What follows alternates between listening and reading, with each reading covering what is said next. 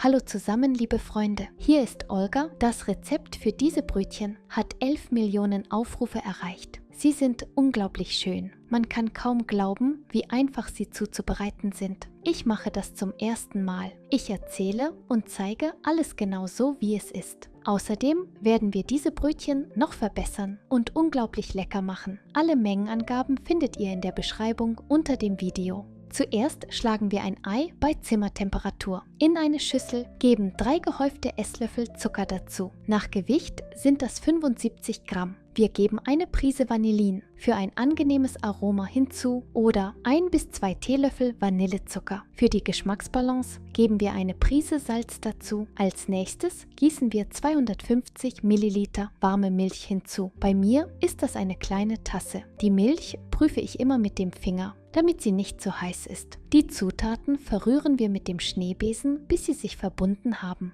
Dann geben wir 7 Gramm Trockenhefe oder 21 Gramm Frischhefe hinzu. Wir verrühren alles. Wir fügen 30 Milliliter, das sind je nach Größe 2 bis 3 Esslöffel, raffiniertes Pflanzenöl hinzu. Stattdessen kann man die gleiche Menge Butter verwenden. Wir verrühren alles. Schreibt in die Kommentare, aus welchem Land ihr mir zuschaut. Ich bin wirklich neugierig, das zu erfahren. Ich verspreche, jeden Kommentar zu lesen.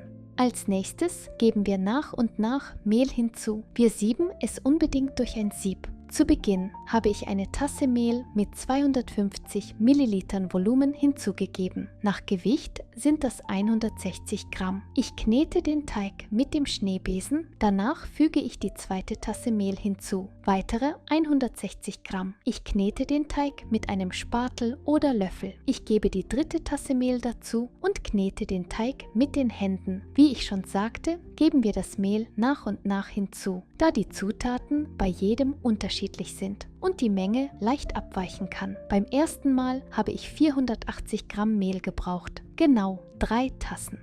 Der Einfachheit halber kneten wir den Teig zuerst in der Schüssel und dann auf dem Tisch. Das dauert 5 bis 10 Minuten. Wir kneten den Teig, bis er glatt und gleichmäßig ist. Der fertige Teig ist weich, hält aber trotzdem gut seine Form, zerfließt nicht und klebt kaum an den Händen. Für gelungene Brötchen brauchen wir einen Teig, der die Musterung behält. Dementsprechend darf er nicht zu weich sein. In die Schüssel gießen wir einen Esslöffel raffiniertes Pflanzenöl und bestreichen damit den Boden und die Seiten der Schüssel. Wir formen den Teig rund und bestreichen ihn mit Öl. Wir decken die Schüssel mit Frischhaltefolie ab. Wir machen kleine Löcher hinein, damit der Teig atmen kann. So lassen wir den Teig im Sommer, wie jetzt, direkt auf dem Tisch für 40 bis 60 Minuten gehen, bis er sich mindestens auf das 2- bis 3-fache vergrößert hat. In der kalten Jahreszeit stellen wir den Teig an einen warmen Ort. Das kann ein kalter Backofen mit eingeschalteter Lampe sein oder eine Mikrowelle mit einem Glas kochendem Wasser, um eine warme Umgebung zu schaffen. Nach einer Stunde ist der Teig gut aufgegangen. Wir kneten ihn durch. Der Teig ist mit Öl bedeckt und ich forme ihn direkt auf dem Tisch rund. Danach teilen wir den Teig in 9 gleiche Teile von etwa 92 bis 95 Gramm auf. Wenn ihr eine Waage habt, könnt ihr jedes Stück abwiegen. Danach nehmen wir ein Stück Teig, ziehen die Enden zur Mitte, formen es rund und rollen es mit der Handfläche, um eine Kugel bzw. ein Bällchen zu formen. Nach und nach formen wir alle Teigkugeln rund. Wir decken die Teiglinge mit einem Küchentuch oder Frischhaltefolie ab. Wir lassen sie 15 Minuten auf dem Tisch ruhen. In dieser Zeit entwickelt sich das Gluten, der Teig wird elastischer und reißt beim Ausrollen nicht.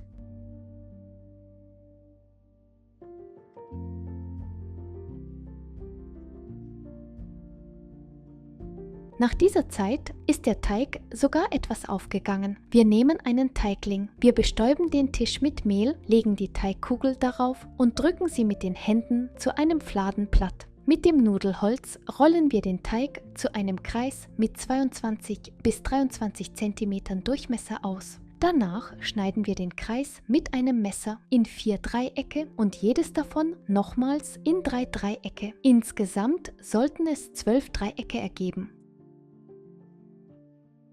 Um ein Brötchen in Form einer kleinen Rose zu formen, nehmen wir ein Dreieck aus Teig und legen es separat auf den Tisch. Darauf legen wir nacheinander alle weiteren 11 Dreiecke überlappend übereinander, wobei wir auf einer Seite eine gerade Linie beibehalten. So legen wir alle 12 Dreiecke aus. Dann drücken wir mit den Händen an der Seite mit der geraden Linie fest, damit der Teig gut zusammenklebt. Danach rollen wir den Teig von der Seite mit dem schmalen Rand zu einer kleinen Rolle. Den Rand kneifen wir mit den Händen zusammen.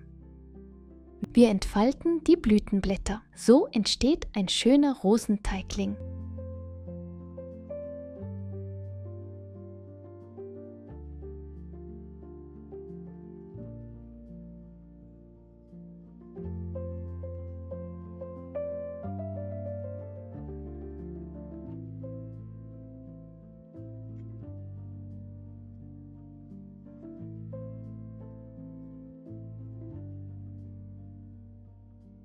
Auf diese Weise formen wir nach und nach alle Röschen. Objektiv gesehen ist das nicht schwer. Da der Teig kaum an den Händen klebt, lässt sich die Rose leicht formen. Wenn der Teig sehr weich ist, wird das schwieriger. Ich möchte euch auch zeigen, wie die Rose von der Rückseite aussieht.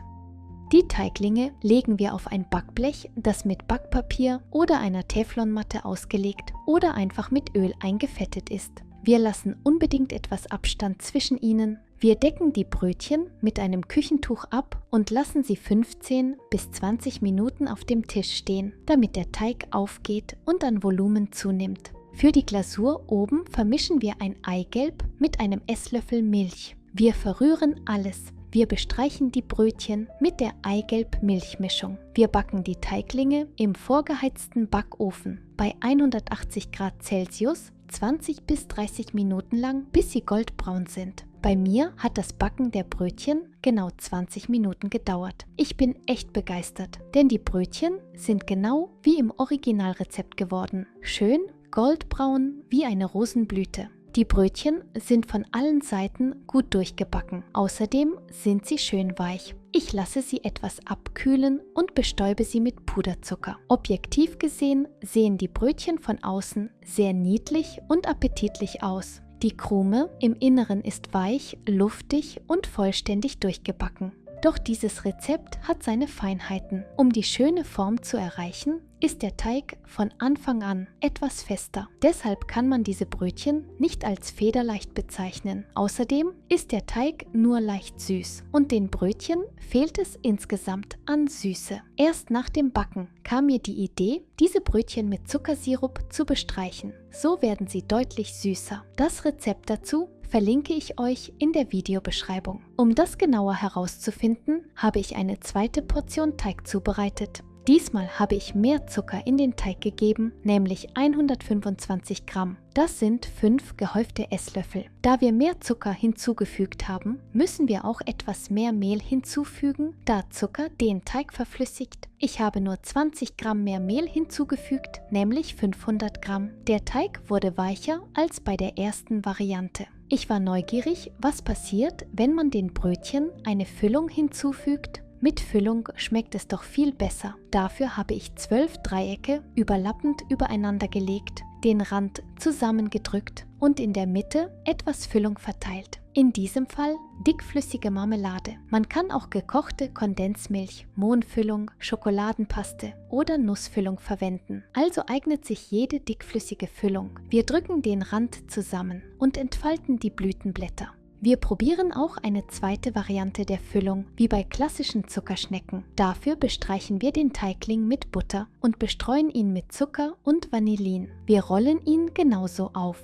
Die Brötchenteiglinge legen wir auf ein Backblech. Damit die Füllung nicht ausläuft, tauchen wir den unteren Rand in Mehl und legen sie auf das Blech. Wir lassen die Brötchen 15 bis 20 Minuten stehen, damit der Teig aufgeht. Danach bestreichen wir sie mit der Eigelb-Milch-Mischung und bestreuen sie großzügig mit Zucker und einer Prise Vanillin oder Vanillezucker. So duften die Brötchen angenehm. Wir backen die Brötchen etwa 20 Minuten im vorgeheizten Backofen bei 180 Grad Celsius. So sehen die gefüllten Brötchen nach dem Backen aus. Sie sind weich mit einer knusprigen Zuckerkruste. Die Krume ist faserig, süßer und vollständig durchgebacken. Die Brötchen mit Marmelade schmecken besser, weil man die Füllung deutlich spürt. Die Brötchen mit Butter und Zucker sind neutraler im Geschmack. Also, Freunde, die Röschenbrötchen zuzubereiten, ist nicht schwer. Die Technik funktioniert gut. Ich habe sie zum ersten Mal gemacht und alles ist gelungen. Nur meiner Meinung nach sollte man den Teig süßer machen und eine Füllung hinzufügen. Dann werden diese Brötchen nicht nur schön, sondern auch sehr lecker. Wenn euch diese Brötchen gefallen haben, probiert sie unbedingt aus. Wie immer bitte ich euch, unterstützt mein Video mit einem Like und einem Abo. Ich freue mich auf eure Kommentare. Ich wünsche euch allen einen friedlichen Himmel über dem Kopf. Bis zum nächsten Mal, meine Lieben. Tschüss!